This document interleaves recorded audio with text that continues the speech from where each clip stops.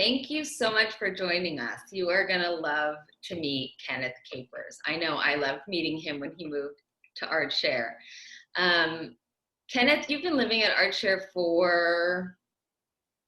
I moved in December 2015, so this December will make 5 years. Wow, happy birthday. Yeah, thank you. So tell me where you are from and what your craft is.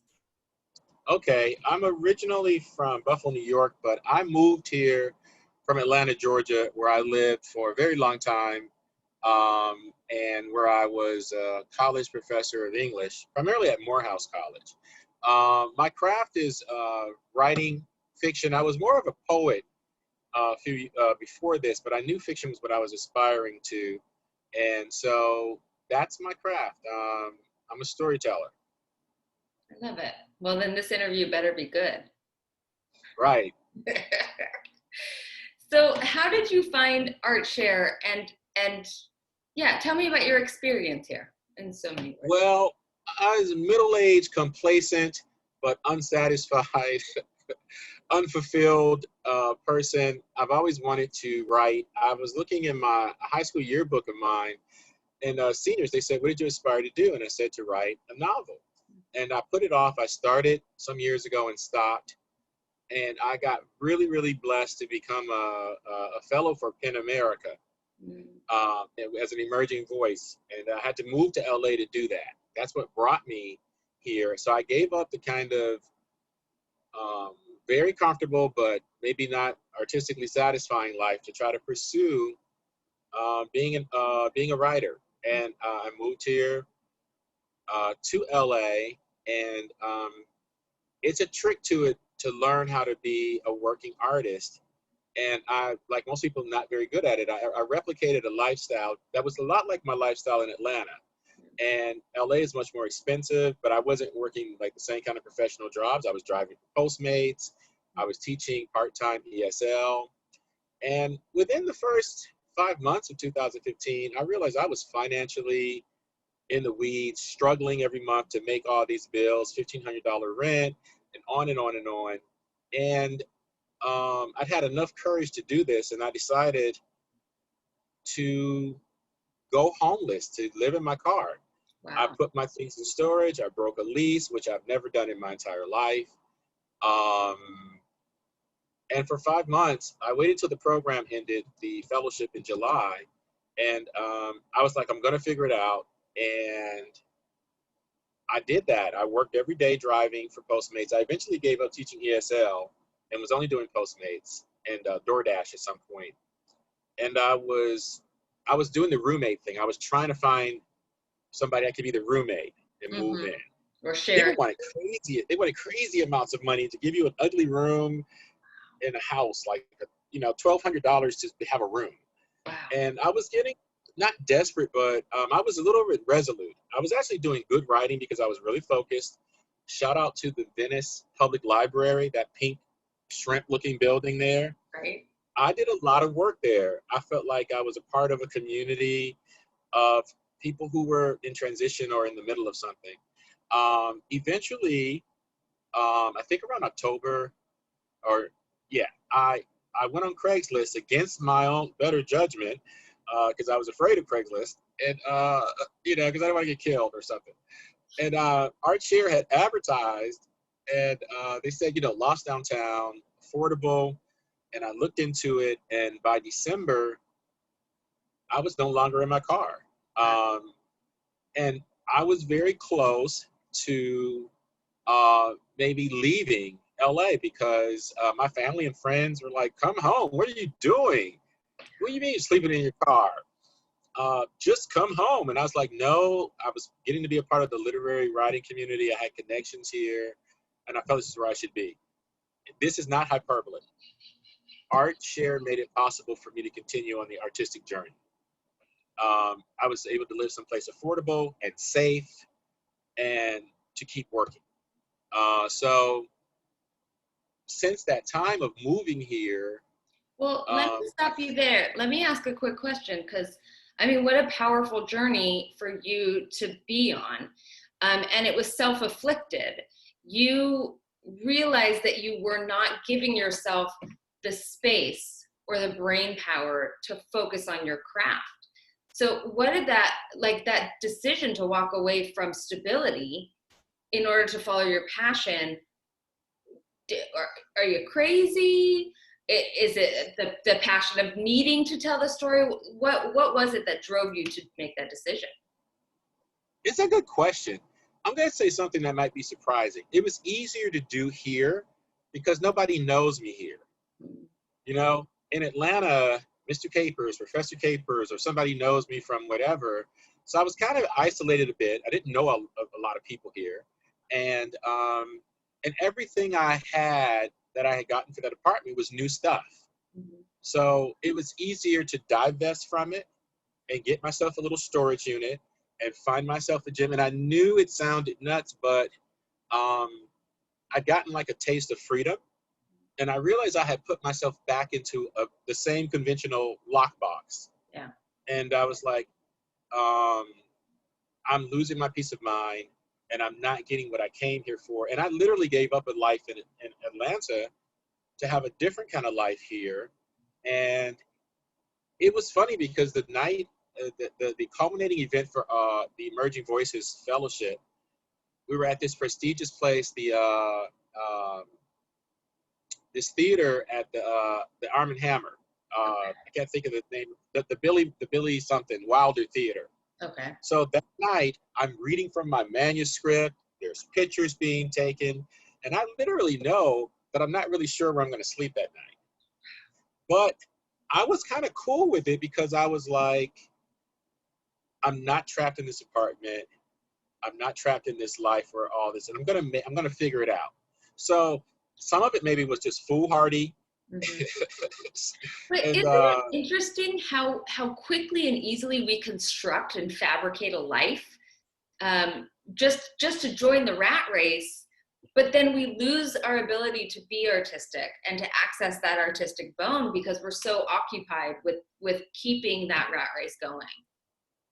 and that's what's great about ArtShare. If a person is focused, you couldn't ask for a better situation. To be able to live in this city and not devote your time to surviving, and that you have enough time to be that person, to be that creative person, doing that thing that drives you.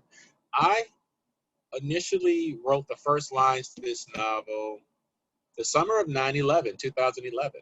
Wow. I was in Africa that summer, and I came back at the end of the summer, about a month before the whole thing. And I promptly lost focus and went back to work. And I spent the rest of that time until 2015 kind of like on the wheel, like a gerbil, Mm-hmm. treadmill or whatever you call that. And I finally had enough sense to simplify my life. And then I got here, and exactly like you said, I complicated it again. Mm-hmm. I gave up all this stuff, and then somehow I got here. I bought furniture, you know, I got a really expensive apartment. And I was like, how did I do that? You know, so living here is a constant purging, clarifying yourself because you're in a small space. Yeah. And it keeps you in mind that you don't need all those things. And if you really are going to prioritize some artistic endeavor, Mm-hmm. there's got to be sacrifice and clarity, not to mention just consistency of doing whatever it is you're doing. Yeah. And you can't do that, you know, if most of your day you're knocking yourself out just trying to make the rent. Yeah. So you said you wrote the first line in 2001. Have you written the last line? Do you have a book? Yes, I do. The title of which is Queenie's Boy, as in Queenie is the, and it's supposed to be coming out next year. I say supposed to because we're still working out some things, but I'm blessed to have an agent. I believe I have a publisher. I will not name them just because, but what I'm proud to say is I came out here to LA with 60 pages. Yeah. And apparently it was good enough to get me the fellowship, but some of those original lines, even from 2001, are still in the novel. And a lot of things aren't. The novel's over 400 pages, and it's very it's amazing to me to be able to say, I'm not published yet, but I've written a novel. That brings me a lot of joy. And I did a lot of it right here in this building.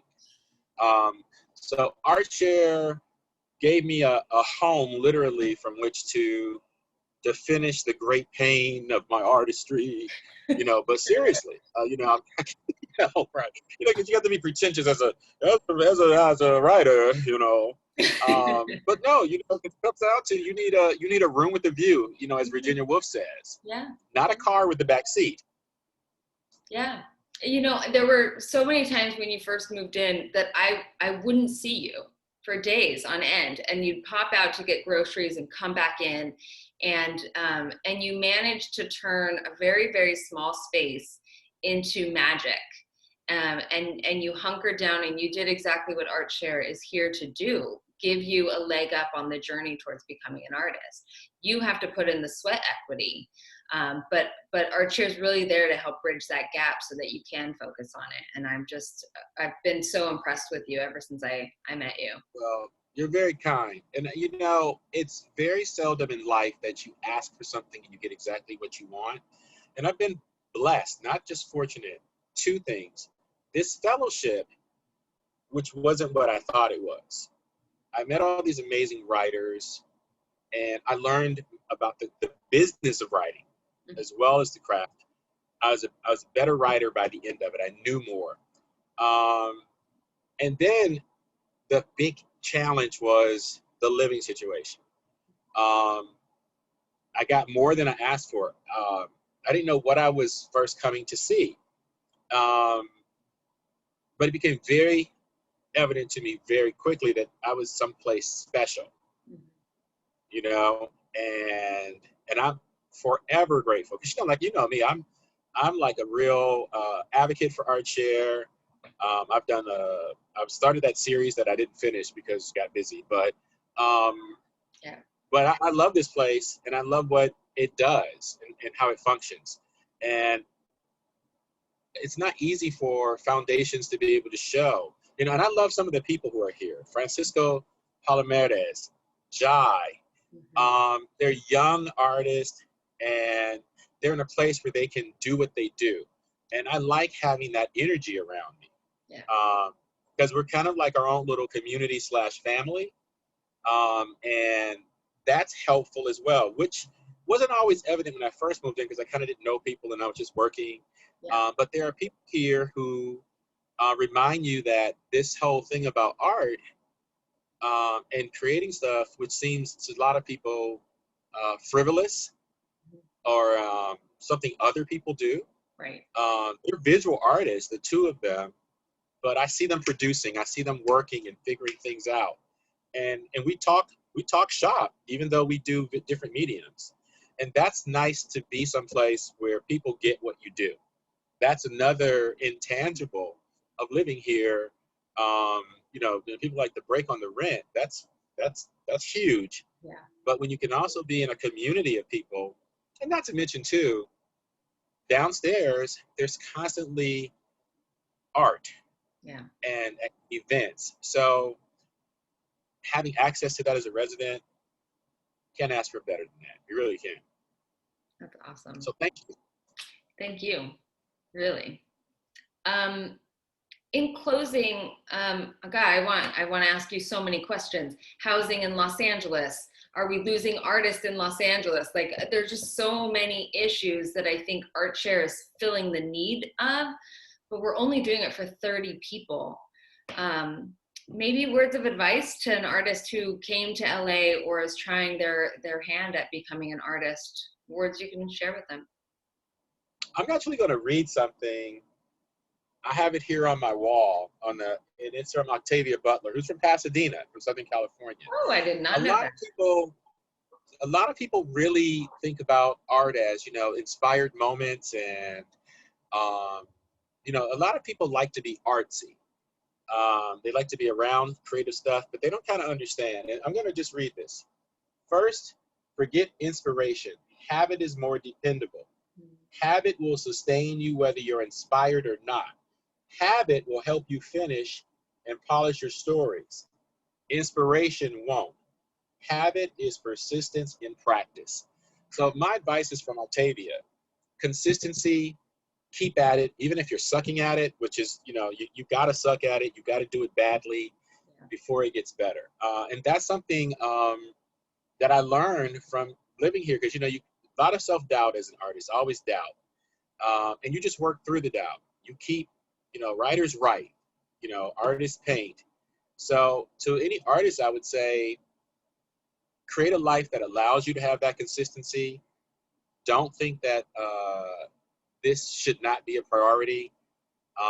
And I think if you keep that in mind, you will find the balance. You will find your solution so that you can live that life. But understand it's more hard work than inspiration, Right. and be ready for that. Thank you. That's amazing for anybody in any craft. Great piece of advice. Right. Absolutely. Well, thank you, Kenneth, for joining us and sharing your story with the ArtShare audience. And thank you, audience, for giving a shit about art in LA. Right. I agree. Support artists. Right.